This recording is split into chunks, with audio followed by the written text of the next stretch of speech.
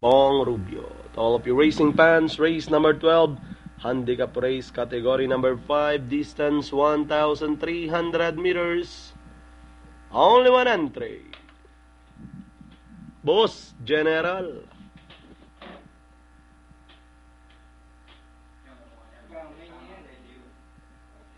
Boss General is inside, all set.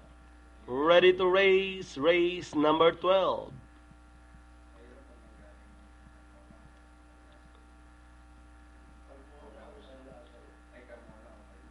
Gate swing and start of the action.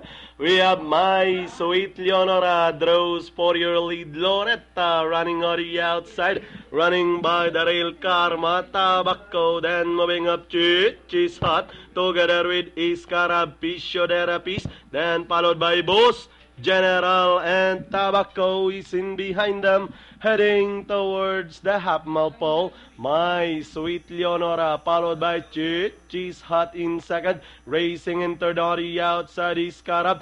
Physiotherapy is now running in fourth. Loretta, Boss General rushing up on the outside, then followed by Karma and Tobacco as they rounded the 600. My Sweet Leonora, Physiotherapist now getting closer in second, running by the road. Chichis Hut, Boss General is on the outside as they race for home.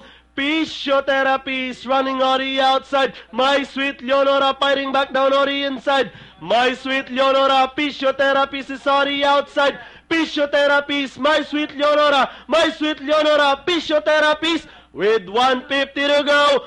Physiotherapist now doing the better over My Sweet Leonora. And finally, Physiotherapist, My Sweet Leonora, Boss General Chichis Hut, Loretta, for your pen top.